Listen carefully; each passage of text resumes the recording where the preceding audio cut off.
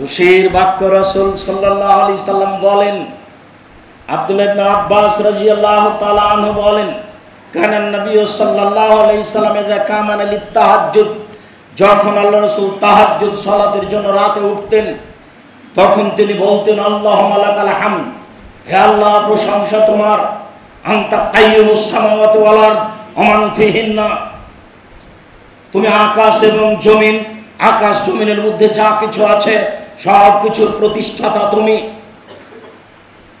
ওয়ালাকাল হামদু আনতা নূরুস সামাওয়াতি ওয়াল আরদ ওয়া মান ফিহিন্না, প্রশংসা তোমার, আকাশ জমিনে যা কিছু রয়েছে সব কিছুর আলো তুমি।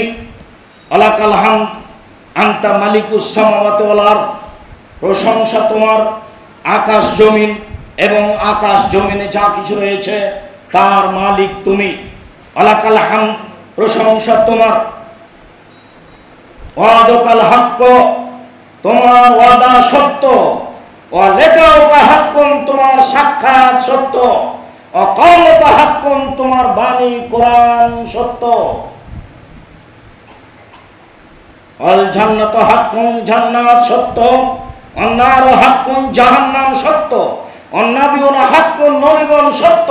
ওয়া মুহাম্মাদুন হাক্কুন, মুহাম্মদ সত্য। ওয়াসাতু হাক্কুন, কিয়ামত সত্য। লাকা আসলামতু, আমি তোমাকে মেনে নিলাম। অবেকা আমান্ত, আমি তোমাকে বিশ্বাস করি। ওয়া আলাইকা তাওয়াক্কালতু, আমি তোমার উপরে ভরসা করি। ওয়া ইলাইকা হাকামতু, তোমার কাছে আমি সবকিছু সমর্পণ করছি। অবেকা খাসান্ত, আমার ভালো মন্দ তর্ক বিতর্ক সব তোমার কাছে। ওয়া ইলাইকা নাবতু, আমি তোমার কাছে নিজেকে সমর্পণ করলাম। ফাগফিরলি মা কাদ্দামতু, এত কিছু করে আমি যা বলতে চেয়েছি সব প্রশংসা করে, যত তোমার প্রশংসা আছে সব কিছু করে নিজেকে জোরালো ভাবে একনিষ্ঠ হয়ে খালেস অন্তরে সমর্পণ করার পরে বলছি, ফাগফিরলি মা কাদ্দামতু, যা আগে করেছি ক্ষমা করে দাও। ওমা আখারতু, যা পরে করেছি ক্ষমা করে দাও। ওমা আসরারতু, যা গোপনে করেছি তা ক্ষমা করে দাও। ওমা আলামতু, যা প্রকাশ্যে করেছি তা ক্ষমা করে দাও। ওমা আনতা আ'লামু বিহি মিন্নি, আমার ব্যাপারে তুমি জানো আমি জানি না, তা তুমি ক্ষমা করে দাও। আনতাল মুকাদ্দিমু ওয়া আনতাল মুআখির, তুমি আগে থেকে আছো, তুমি চিরদিন থাকবে। লা ইলাহা ইল্লা আনতা ওয়া লা ইলাহা গায়রুকা, তুমি ছাড়া কোনো মাবুদ নাই, তুমি একমাত্র সঠিক সত্য মাবুদ। অনেক প্রশংসা। আল্লাহর নবী ঘুম থেকে উঠে প্রশংসা করে ক্ষমার কথা বলতেন। মুখস্থ নেই? এই যুবক, তোমার জন্য সময় 24 ঘন্টা, আর মুরব্বীর জন্য 7 দিন। সাইদুল ইস্তিগফার মুখস্থ করে নিতে হবে। সময় দোকানে কাটিয়ে কোনো লাভ নেই। দোকানে সময় কাটাতে হবে না। আবু হুরায়রা রাদিয়াল্লাহু তাআলা আনহু বলেন, কানান নবী সাল্লাল্লাহু আলাইহি সাল্লাম ইজা রাফা জাহরাহু মিনার রুকুয়ে, যখন আল্লাহর নবী রুকু থেকে পিঠটা উঠাতেন, সোজা হতেন, কালা, তখন তিনি বলতেন, সামি আল্লাহু লিমান হামিদা, আল্লাহ ওই লোকের প্রশংসা শুনলো যে তার প্রশংসা করলো।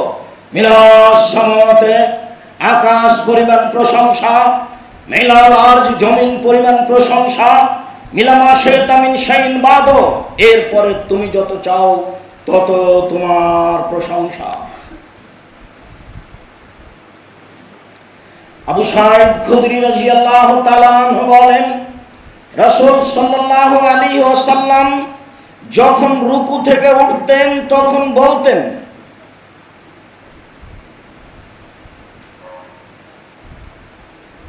আল্লাহুম্মা লাকাল হামদু, হে আল্লাহ প্রশংসা তোমার।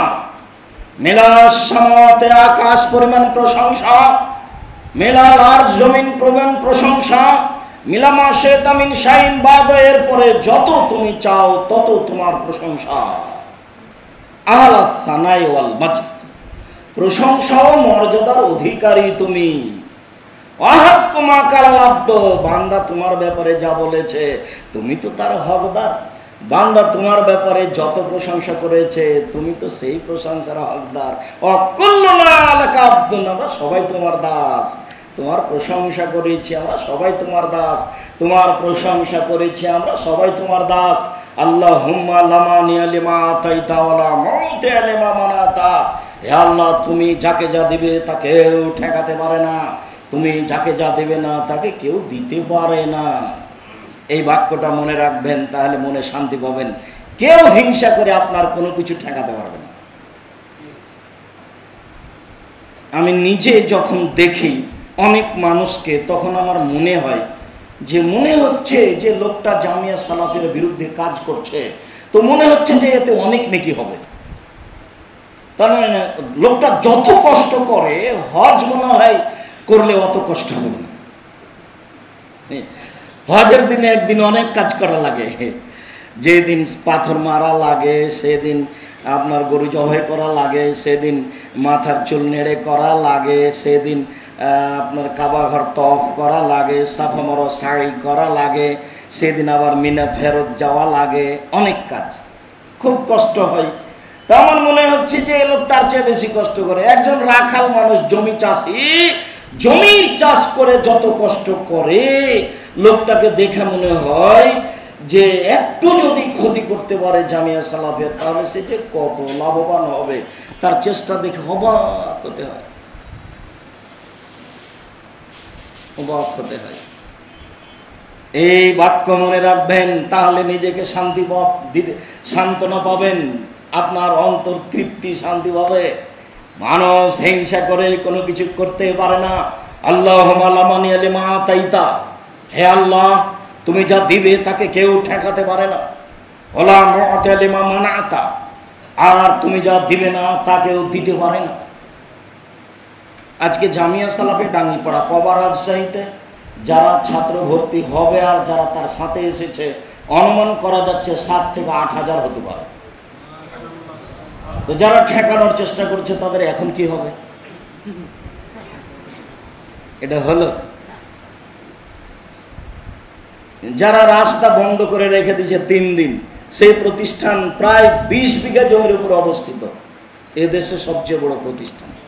তাহলে হলো কি দিয়ে ঠেকাবে? 90% জমির উপরে মসজিদ, একসাথে 3000 মুসল্লি সালাত আদায় করতে পারে, তার 2 তলা প্রায় শেষের দিকে, যেখানে প্রায় 8-10 কোটি টাকা খরচ। আমি আর আপনি হিসাবই করতে পারি না কিভাবে হয়। তাহলে হিংসা করে ঠেকানো যাবে? আল্লাহুম্মা লামানিয়া লিমা আতাইতা ওয়ালা মুতিয়া লিমা মানাতা ওয়ালা ইয়ানফাউ জাল জাদ্দ মিনকাল জাদ। আর আপনি জামিয়া সালাফে রূপগঞ্জ, নারায়ণগঞ্জ, ঢাকায় গিয়ে দেখতে পারেন, ওখান থেকে সামনে বিল সম্পূর্ণ আমরা কেনার পরিকল্পনা করছি, প্রায় 30 বিঘা জমি হতে পারে। সেখানে আমরা আশা করছি প্রায় 5000 মুসল্লি একসাথে সালাত আদায় করতে পারবে। এরকম একটা 20 তলা ভবন হিসাবে মসজিদ নির্মাণ করতে হবে ইনশাআল্লাহ। কিভাবে হবে এই চিন্তা করবেন না, টেনশন ভোগ করার কোনো। আমি ফকির মানুষ, মানুষের দরজায় দরজায় ফিরি, ভিক্ষে চাই মাত্র, আমার কাছে কোনো টাকা পয়সা নেই। প্রতিষ্ঠান গড়বে ইনশাআল্লাহ, গড়বেই গড়বে ইনশাআল্লাহ। অনেক ছাত্র শিক্ষক, আমি হিসাবই পাই না,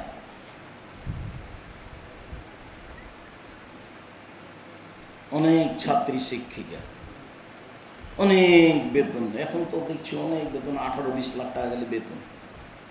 যারা শিক্ষক তাদেরই, যারা প্রেসে আছে তাদের তো আছে, যারা ফতোয়া বিভাগে আছে তাদের তো আছে, যারা মাসিক আল ইতেসামের কর্মচারী আছে তারা তো আছে, যারা গবেষক আছে তাদের তো আছে। 10 জন গবেষক সদস্য আছে, 10 জন মুফতি আছে। এই বাক্য দিয়ে নিজেকে সান্ত্বনা দিতে পারবেন। আল্লাহুম্মা লামানিয়া লিমা আতাইতা ওয়ালা মুতিয়া লিমা মানাতা ওয়ালা ইয়ানফাউ জাল জাদ্দ মিনকাল জাদ। মানুষের যত অর্থ সম্পদ থাক না কেন, অর্থ সম্পদ দিয়ে মানুষ বিচারের মাঠে আল্লাহর মোকাবেলা করতে পারবে না। তার অর্থ সম্পদ আল্লাহর দরবারে কোনো কাজে আসবে না।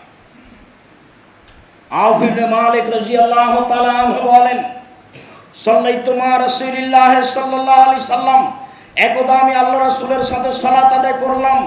ফামাকাসা ফি রুকুইহি কাদরা সূরাতিল বাকারা, আরে আল্লাহর নবী রুকুতে থেকে গেলেন সূরা বাকারা পড়ার সমান। ওয়া ইয়াকুলু ফি রুকুইহি, তিনি তার রুকুতে বলছিলেন সুবহানাল জাবরুতি ওয়াল মালাকুতি ওয়াল কিবরি ওয়াল আযমাত। সুবহানাল জাবরুতে আমি পবিত্রতা বর্ণনা করছি শক্তিশালী ক্ষমতাধরের। সুবহানাল জাবরুত ওয়াল মালাকুত, যিনি রাজাধিরাজ, সব ক্ষমতা তার। সুবহানাল জাবরুত ওয়াল মালাকুত ওয়াল কিবরি ওয়াল আযমাত, যার অহংকার সাজে, যিনি সবচেয়ে মহান। এই দোয়া পড়তে থাকলেন সূরা বাকারা পড়ার সমান। অমর রুকু ফাযিমু ফিহার রাব্বা, তবে রুকু তাতে তোমরা আল্লাহর বড়ত্ব বর্ণনা করো। মুখস্থ করে নিতে হবে সুবহানাল জাবরুতি ওয়াল মালাকুতি ওয়াল কিবরি ওয়াল আযমাত, সুবহানাল জাবরুতি ওয়াল মালাকুতি ওয়াল কিবরি ওয়াল আযমাত বলতে থাকবেন। সময় বের করতে হবে না, সালাত আদায় করতে হবে না, একটু রাতে নফল পড়তে হবে না, ঘুম থেকে উঠে ধীরে উজু করে সুন্দর করে সালাত আদায় করতে হবে। আর আগেই মসজিদে এসে 2 রাকাত সালাত আদায় করে বসে বসে তাসবিহ তাহলিল করতে হবে। কেননা কত শতদিন বলেছি, আল্লাহর নবী বলছেন, আল্লাহ আমাকে বলছেন, হাল তাদরিয়া মুহাম্মদ ফিমা ইখতাসিমুল মালাউল আলা, মুহাম্মদ সাল্লাল্লাহু আলাইহি ওয়াসাল্লাম বলতে পারেন আকাশে কি নিয়ে হইচই হচ্ছে? তো আল্লাহ রাসূল বলছেন, জি ফিল কাফারাত, আমি বলতে পারি আদম সন্তানের পাপ কিসে মিটে যাবে এই নিয়ে হইচই হচ্ছে। আল কাফারাত, পাপ মিটে যাবে কি করলে? আল মাসজিদ আল আকদামিল আল মাসাজিদ, পায়ে হেঁটে মসজিদে গেলে পাপ মিটে যাবে। আল মাকসু ফিল মাসাজিদ বাদা সালাওয়াত, সালাতের পরে বসে বসে মসজিদে তাসবিহ তাহলিল জিকির আজার করলে পাপ মিটে যাবে। ওয়াইসবাগুল উযুয়ে ফিল মাকারিহি, কষ্টের সময় ভালো করে ওযু করলে পাপ মিটে যাবে। এই নিয়ে হইচই হচ্ছে। মান ফালা সাবে খায়রিন ও মাতাবে খায়রিন, এমনটা যদি কেউ করে তার মরে যাওয়া ভালো, তার বেঁচে থাকা ভালো। এমন যদি কেউ করে তার মরে যাওয়া ভালো, তার বেঁচে থাকা ভালো। ওয়া কানা মিন খাতিয়াতিহি কায়ামিন ওয়ালাদুমহু, সে পাপ থেকে হয়ে যায় সেই দিনের মতো যেদিন তার মা তাকে জন্ম দিয়েছে। সে পাপ থেকে হয়ে যায় সেই দিনের মতো যেদিন তার মা তাকে জন্ম দিয়েছে। সে পাপ থেকে হয়ে যায় সেই দিনের মতো যেদিন তার মা তাকে জন্ম দিয়েছে। সে নিষ্পাপ হয়ে যায়। সুন্দর করে ওযু করে মসজিদে গিয়ে তাসবিহ তাহলিল জিকির আজকার করতে হবে, সময় একটু বের করতে হবে। দিনরাত খালি হইচই, ব্যবসা বাণিজ্য, দোকানপাটে বসে আড্ডা পিটা, কথা উপেক্ষা করে কোনো লাভ নেই, বক্তব্যের সঙ্গে মুনাফিকি করে কোনো লাভ নাই। আমি আপনার জন্য এসেছি। 6 মাস থেকে লেগে আছে রবিউল। আমি বলেছি এখন আমার জুমার খুতবা বাইতুল হাম জামে মসজিদে, ইনশাল্লাহ আমি সহজে পরিবর্তন করব না। বলতে বলতে বলতে বলতে ওর কথার ফাঁকে পড়ে আমি বলছি আচ্ছা ঠিক আছে দেখি, এত মানুষ তুই বলে। আপনার জন্য এসেছি। বক্তব্যের সাথে মুনাফিকি করার চেষ্টা করবেন না, আপনাকে অনেক ভালোবাসি, মূল্যায়ন করার চেষ্টা করবেন ইনশাআল্লাহ। আবু হুরায়রা রাদিয়াল্লাহু তাআলা আনহু বলেন, কানান নবী সাল্লাল্লাহু আলাইহি ওয়াসাল্লাম ইয়াকুলু ফি সুজুদি, রাসূল সাল্লাল্লাহু আলাইহি সাল্লাম তার সিজদায় বলতেন, আল্লাহুম্মা গফিরলি যামবি কুল্লাহু, হে আল্লাহ তুমি আমার সব পাপ ক্ষমা করে দাও। ও দিক্কাহু ওয়া জিল্লাহু বা জুল্লাহু, হে আল্লাহ তুমি আমার সূক্ষ্ম ছোট পাপ বড় পাপ ক্ষমা করে দাও। আউয়ালাহু ওয়া আখিরাহু, তুমি আমার আগের পাপ পরের পাপ ক্ষমা করে দাও। ওয়ালা নিয়াতাহু সিররা, তুমি আমার প্রকাশ্যে অপ্রকাশ্যে গোপনে ও প্রকাশ্যে যত পাপ হয়েছে সব তুমি ক্ষমা করে দাও। আপনার যে কত গোপনে পাপ হয়। এই যুবক, এই ফাজলামি করো বেটা, তোমাকে এইভাবে মোবাইল ব্যবহার করতে আমি কতবার নিষেধ করেছি। তোমার মোবাইলে এখনো ল্যাংটা মেয়ে নাচে। বক্তব্য শুনে যাওয়ার পরে তুমি ঘরে যখন একাই থাকো তখন তোমার মোবাইলে ঠিকই ল্যাংটা মেয়ে নাচে। মোবাইলে নগ্ন মেয়ে দেখা খুব সহজ, মানুষ দুনিয়া একবারে ফ্রিতে ভোগ করছে, বুঝতে পারছে না দুনিয়া তাকে কিভাবে ফাঁকি দিচ্ছে। হাত্তাকুন দুনিয়া ওয়াত্তাকুন নিশা। রাসূল সাল্লাল্লাহু আলাইহি ওয়াসাল্লাম বলেছেন, পৃথিবী থেকে বেঁচে থাকো, পরকাল নারী থেকে বেঁচে থাকো।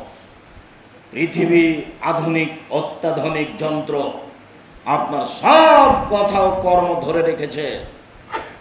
বিচারের মাঠে top top top top top top করে বলবে, ইয়াউমাইদিন তুহাদ্দিসু আখবারাহা। মাটির উপরে যা কিছু ঘটছে সব এ অত্যাধুনিক আধুনিক যন্ত্র ধরে রেখেছে। বিচারের মাঠে আপনার সামনে সব টপ টপ টপ টপ করে বলবে, কোনো পথ থাকবে না। সহজে আল্লাহ কোনো ব্যক্তিকে জাহান্নামে দিবেন এ কথা নয়, তাকে বিভিন্নভাবে অপরাধী প্রমাণ করবেন। তার আপনার সব কর্ম আপনাকে আয়নার মতো দেখাবে। টিভির পর্দায় যেমন সব কিছু দেখতে পাচ্ছেন, সেদিন আপনি দেখতে পাবেন মিসকালা যারাতিন খায়রা ইয়ারা, মিসকালা যারাতিন শাররা ইয়ারা। বিন্দু মাত্র যদি পাপ করে থাকেন দেখতে পাবেন, বিন্দু মাত্র যদি নেকি করে থাকেন দেখতে পাবেন। এটা একটা পদ্ধতি। ইকরা কিতাবা কাফা বিনাফসিক, আপনাকে খাতা দেওয়া হবে আপনার কর্ম, দেখে দেখে আপনি পড়বেন, পড়তে কোনো সমস্যা হবে না। আরবি ভাষায় লেখা থাকবে, আপনি বলবেন যে আশ্চর্য কিতাব, লা ইউগাদিরু সাগীরাতান ওয়ালা কাবীরা, জীবনের ছোট বড় কিছুই ছাড়া নাই, সব লেখা আছে। পড়ে পড়ে আপনাকে অপরাধী প্রমাণ করা হবে। আলিয়াওয়া নাখতিমু আলা আফওয়াহিহিম, মুখ সিলাই করে দেওয়া হবে। হাত কথা বলবে, পা কথা বলবে, হাত বলবে পা তুমি ঠিক বলেছ। আপনাকে অপরাধী প্রমাণ করার অনেক পথ পন্থা রয়েছে, আপনি সাবধান থাকুন। আপনি সিজদায় এ দোয়া পড়ুন। রাসূল সাল্লাল্লাহু আলাইহি ওয়াসাল্লাম এ দোয়া পড়তেন সিজদায়। রাসূল সাল্লাল্লাহু আলাইহি সাল্লাম বলতেন সিজদায়, আল্লাহুম্মা গফিরলি যামবি কুল্লাহু দিক্কাহু ওয়া জিল্লাহু ওয়া আওয়ালাহু ওয়া আখিরাহু ওয়া লা নিয়াতাহু ওয়া সিররাহু। আয়েশা রাদিয়াল্লাহু তাআলা আনহা বলেন, ইলতামাস্তু রাসূলুল্লাহ সাল্লাল্লাহু আলাইহি সাল্লাম লাইলাতান মিনাল ফিরাশে, একদা আমি আল্লাহর নবীকে রাতে বিছানে খুঁজছি হাত দিয়ে। ইলতামাস্তু, আমি হাত দিয়ে এইভাবে খুঁজছি, কোথায় কোথায় কোথায় কোথায়, পাচ্ছি না কেন, পাচ্ছি না কেন।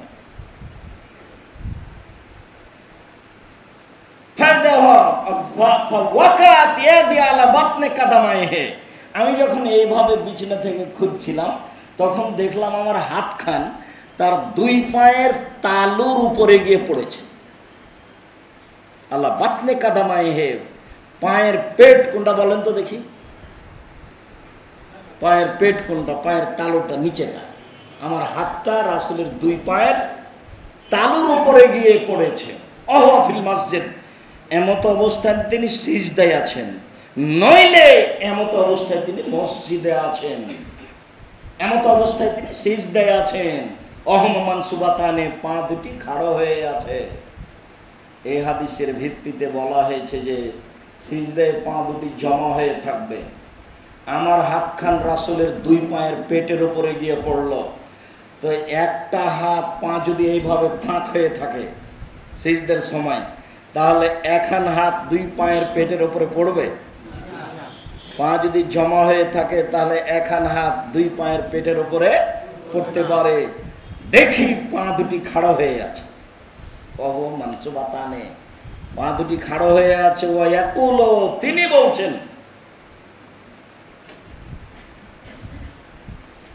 আল্লাহুম্মা ইন্নী আউযু বিরিযাকা মিন সাখাতিকা, হে আল্লাহ, তোমার সন্তুষ্টির মাধ্যমে তোমার অসন্তুষ্টি হতে বাঁচতে চাই।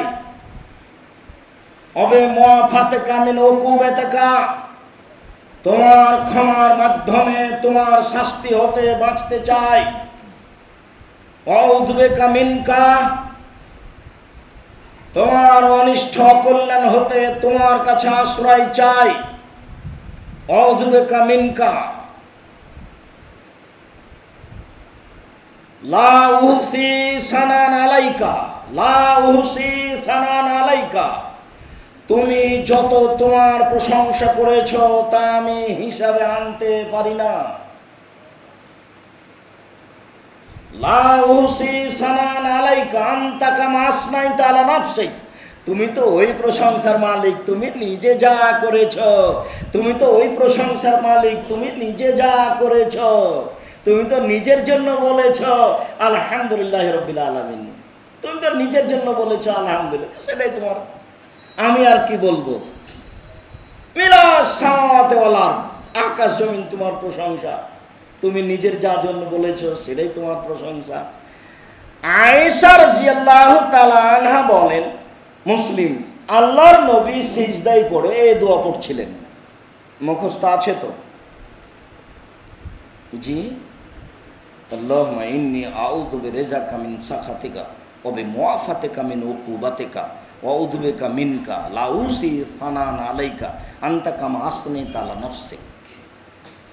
মুখস্থ নাকি? এই ছেলে হাত উঠাও, এদিন থেকে কি করো তুমি? খালি এমনি আসো আর যাও। এরপরে কোনোদিন উপস্থিত হলে তুমি অবশ্যই মুখস্থ শোনাবা ইনশাআল্লাহ। খালি নাম বলছো যে দুয়ার বইয়ের কথা আমি শুনেছি, কিন্তু দুয়ার বই কোনোদিন মনে হয় পড়নি। ফিরি দিলে নিতাম, পড়তাম। ফিরি দেন না তো, সেই জন্য ফাঁকি দেওয়ার চেষ্টা করিও না, নিজেকে ফাঁকি দিয়ে কোনো সফলতা নেই।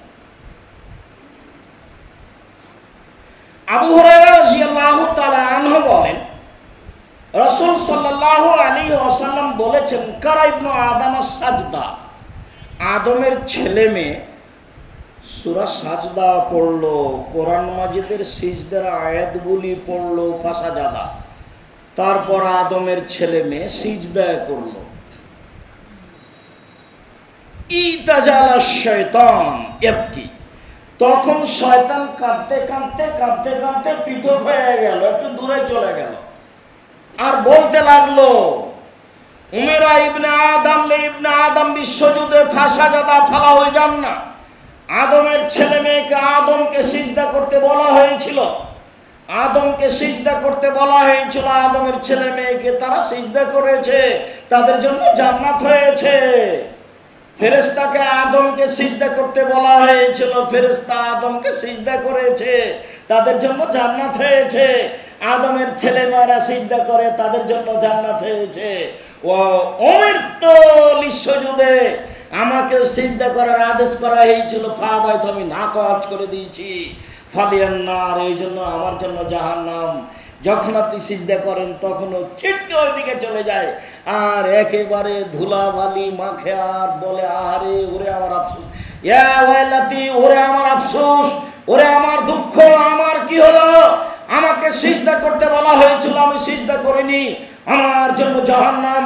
আদমকে সিজদা করতে বলা হয়েছিল, ফেরেশতাকে তারা জান্নাতে যাবে। আদমের ছেলেমেয়েরা সিজদা করে, তাদের জন্য জান্নাত, আমার জন্য জাহান্নাম। যখন আপনি সিজদা করেন তখন ও ছিটকে দূরে চলে যায় আর বলে, ওরে আমার আফসোস, ওরে আমার দুঃখ, ওরে আমার আফসোস, ওরে আমার দুঃখ। বলেন তো, ইবলিস কখন বেশি কষ্ট পায়? সিজদা করলে, সিজদা করলে বেশি কষ্ট পায়।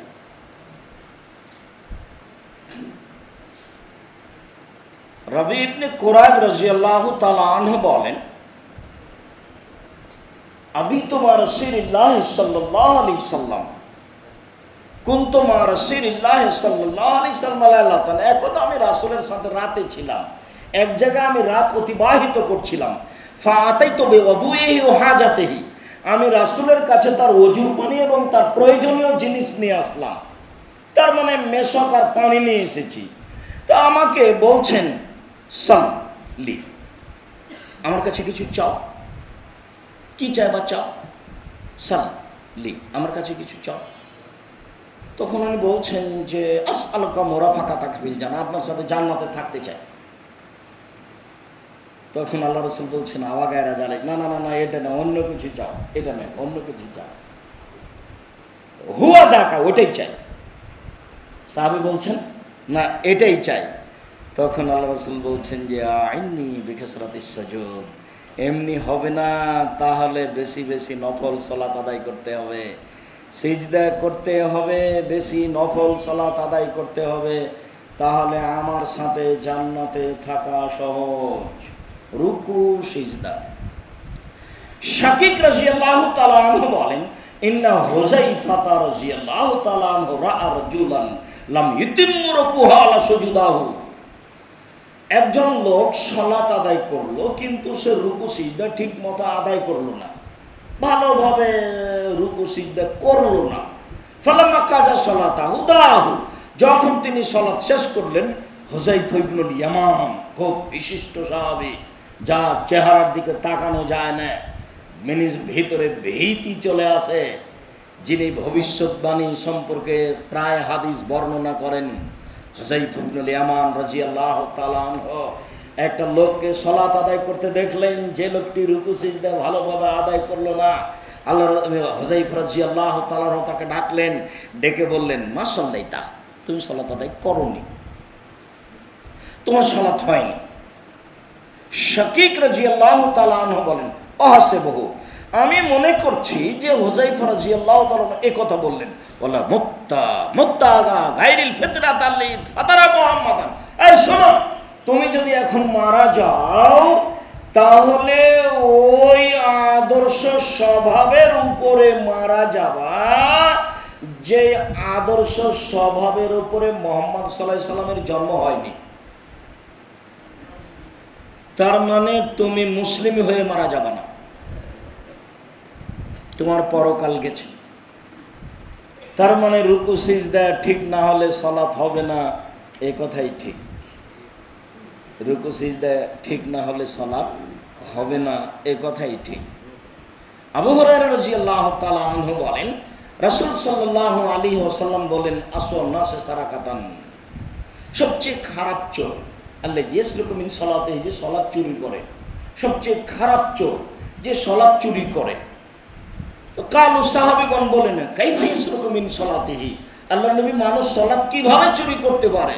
তখন আল্লাহ রাসূল বললেন, আমি তুমি রুকু আলা সুজুদা, যে তার সালাতের রুকু সিজদা ঠিক মতো আদায় করবে না, সেই হলো সালাত চোর, সবচেয়ে খারাপ চোর, সেই হলো সালাত চোর। আরেকবার আল্লাহ রাসূল বলছেন, আজাজুন নাসে মান আজাজা আনি দুআয়ে, সবচেয়ে ওয়াকেজ অগ্রহণীয় ফালতু মানুষ, সবচেয়ে ওয়াকেজ দুর্বল অগ্রহণীয় ফালতু মানুষ কে?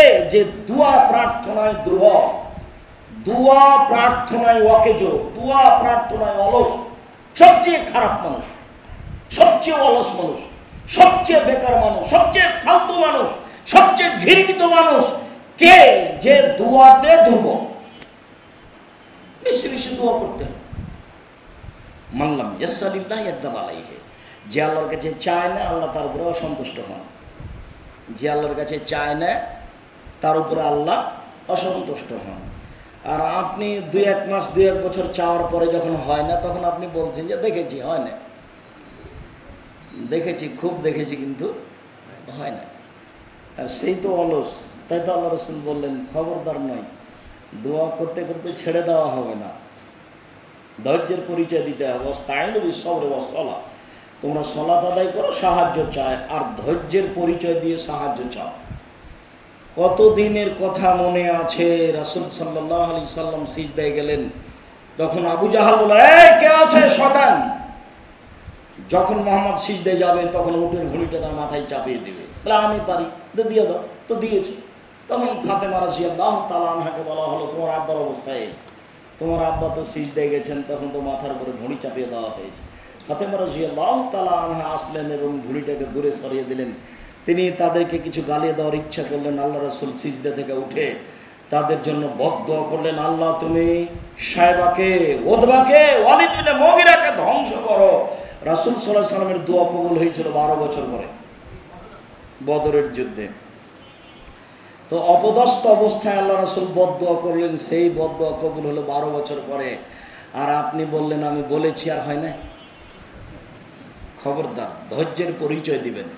ইউসুফ আলাইহিস সালামের বাপ অনুমান কতদিন ছেলের জন্য দোয়া করেছেন? অনুমান কতদিন হতে পারে? 20-30 বছর হবে, 30 বছর প্রায়।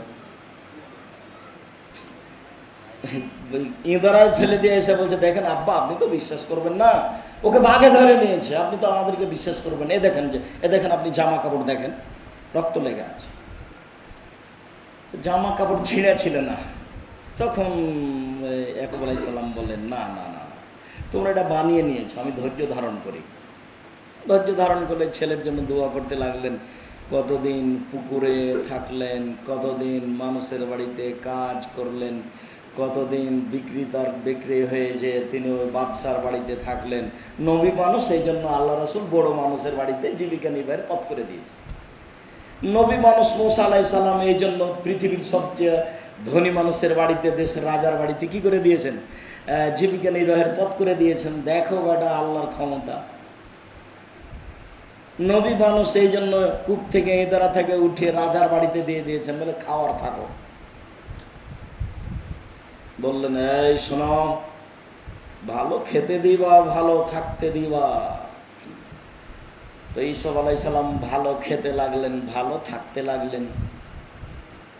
বহুদিন পরে বাদশার পক্ষ থেকে তাকে ডাকতে পাঠানো হয়েছে। বলছে, আল্লাহর বাদশার পক্ষ থেকে আপনার উপর একটা সুসংবাদ, আপনাকে ডেকে পাঠানো হয়েছে। তখন তিনি বলছেন, আরে ডেকে পাঠানোর কথাটা ছাড়ো, মেয়েরা যেসব বদনাম ছড়িয়েছিল সেগুলো বন্ধ হয়েছে কিনা বলো। জাতির সামনে জুলাইখাকে স্বীকৃতি দিতে হবে আমি অন্যায় করেছি, ঈসব অন্যায় করেনি। এই কথা স্বীকৃতি দেওয়ার পূর্ব পর্যন্ত ঈসব জেল থেকে বের হবে না। জুলাইখা জাতির সামনে দাঁড়িয়ে বলল, জি হ্যাঁ, আমি অন্যায় করেছি, আমি মিথ্যাবাদিনী, ঈসব সত্যবাদী। ঘোষণা দেওয়ার পরে তিনি জেল থেকে বের হলেন। বহুদিন পরে দোয়া তো কবুল হবে, অত তাড়াতাড়ি করলে হবে? আর দোয়া তো করছেন না, খালি তাড়াহুড়া করে সিজদা করছেন, খালি তাড়াহুড়া করে সিজদা করছেন। উকবা ইবনে আমির রাদিয়াল্লাহু তাআলা আনহু বলেন, লাম্মা নাযালাত ফাসাব্বিহ বিসমি রাব্বিকাল আযীম, ফাসাব্বিহ বিসমি রাব্বিকাল আযীম, আপনার মহান প্রতিপালকের নামে তাসবিহ পাঠ করুন। এই আয়াত যখন নাযিল হয়ে গেল তখন আল্লাহ রাসূল বলেন, ইজালুহা ফি রুকুইকুম, শোনো শোনো সঙ্গী সাথী শোনো, তোমরা এই দোয়া রুকুতে বলো, সুবহান রাব্বিয়াল আযীম। ওয়ালাম্মা নাযালাত সাব্বিহ ইসমা রাব্বিকাল আলা, যখন এই আয়াত নাযিল হয়ে গেল তখন রাসূল সাল্লাল্লাহু আলাইহি সাল্লাম বলেন, সঙ্গী সাথী শোনো শোনো শোনো, ইজালুহা ফি সুজুদিকুম, তোমরা তোমাদের সিজদায় এই দোয়া পড়ো।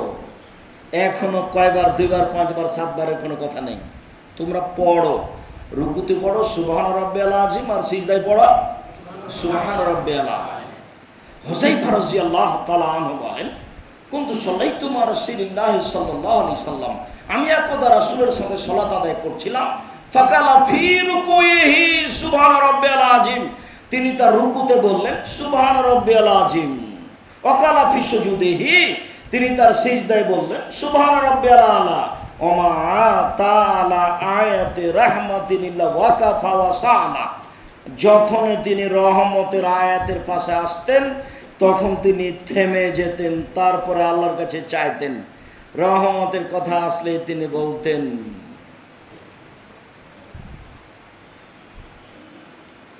রব্বিগফির ওয়ারহাম ওয়া আনতা খায়রুর রাহিমিন, তুমি দয়া করো, তুমি ক্ষমা করো, তুমি সবচেয়ে বড় দয়াশীল। রব্বিগফির ওয়ারহাম ওয়া আনতা খায়রুর রাহিমিন, তুমি দয়া করো, তুমি ক্ষমা করো। আন্নী মাসানি যুররা ওয়া আনতা আরহামুর রাহিমিন, আমি বড় বিপদে, তুমি বড় দয়াবান। আমি বড় বিপদগ্রস্ত, তুমি বড় দয়াবান।